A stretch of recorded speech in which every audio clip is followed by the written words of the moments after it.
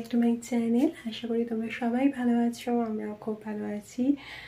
আমি এখন অনেকটা সুস্থ আছি, তো একদম নর্মাল লাইফে ফিরে আসার চেষ্টা করছি, কারণ প্রত্যেক মানুষেরই সংসারে প্রচুর কাজ থাকে, আর নর্মাল লাইফে ফিরে আসার জন্য যতটা তাড়া থাকে আমারও ততটাই তাড়া আছে।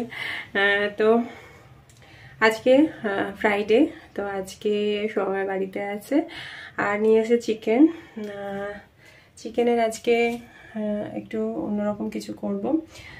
চিকেন করার কথা আছে আজকে, মানে সময়ের সাথে কথা বলছিলাম যে আজকে একদম চিকেনটা গায়ে গায়ে করব, আর করব ফ্রাইড রাইস। আমি যদিও না খেতে পারি, কিন্তু ওদের জন্য তো আমাকে ভালো কিছু রান্না করতেই হবে, যেহেতু আজকে ফ্রাইডে।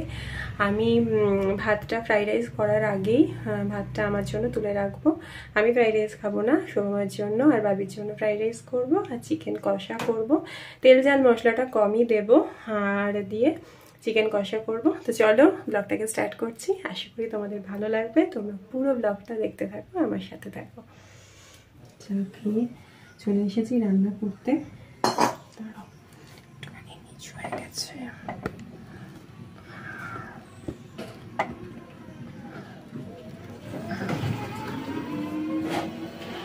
ঠিক আছে, চাটা খেয়ে চলে এসেছি। আমি ফ্রাইড রাইসের জন্য ভাতটা বসিয়ে দেবো। ভাতটা বসাবো এর মধ্যে। তো বাসমতি রাইস আছে, বাসমতি রাইস দিয়ে ফ্রাইড রাইসটা করবো। ফ্রাইড রাইস মানে কোনো মিক্স ফ্রাইড রাইস বা অন্য কিছু করবো না, নর্মাল যেমন ভেজ ফ্রাইড রাইস করি,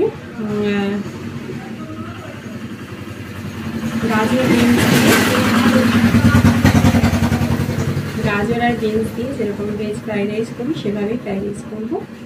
চলো আগে ভাতটা বসিয়ে দিই।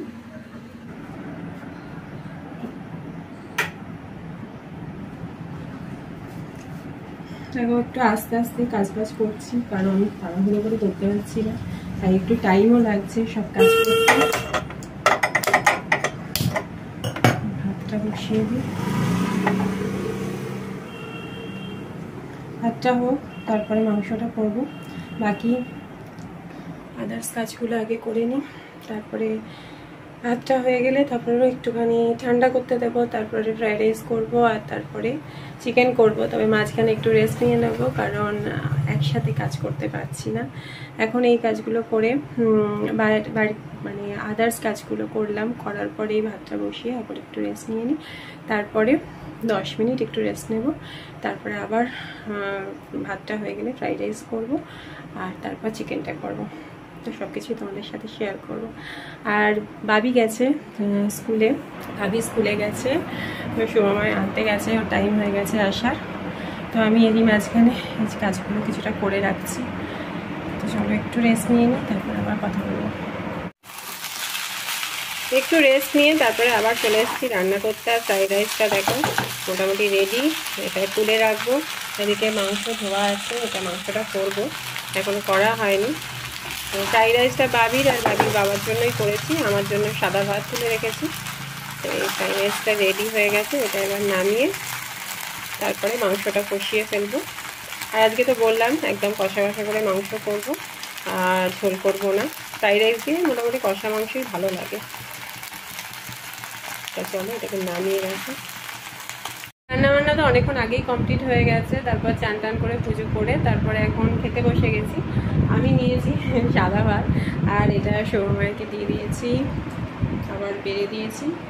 তো খেতে বসবে, চান করতে গেছে। আর তো চলো খাওয়া দাওয়াটা করে নিই, ডান্সটা করে তারপরে আবার বিকেলের দিকে আবার একটুখানি রেস্ট নেব, কারণ তখন একটুখানি 10 মিনিট মতো রেস্ট নিয়েছিলাম। তারপরে আবার সব কাজ করতে করতে আবার একটুখানি কষ্টও হচ্ছে এখন। তো লাঞ্চ করে একটু রেস্ট নিয়ে তারপরে আবার বিকেলের দিকে তোমাদের সাথে কথা বলবো। ও আর খাওয়া দাওয়ার পরে তো ভুলেই গেছি, ফ্রিজের মধ্যে একটা এই আইসক্রিম ছিল, আনানো হয়েছিল। তো এই একটাই 3 জনে মিলে একটু ভাগ করে খাবো। আর এটা নতুন ট্রাই করলাম, এটা আগে খাইনি।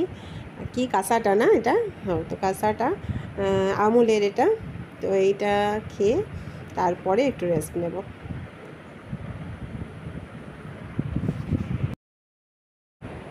অনেকক্ষণ উঠে সন্ধে টন্ধে দিয়ে সন্ধেবেলা এখন এই চকোফিলস ছিল, সেটাই বসে বসে খাচ্ছিল প্যাকেট থেকে। তারপর বললাম একটুখানি যতটা আছে দুধে দিয়ে খা, তো এটা দুধ দিয়ে বাবিকে দিয়ে দিলাম। আর আমরা বসে গেছি চা নিয়ে। তো চাটা ঠান্ডা হয়ে যাচ্ছিলো বলে একটু চাপা দিয়ে রেখেছিলাম। তো চা খেয়ে ব্লগটাকে শেষ করব।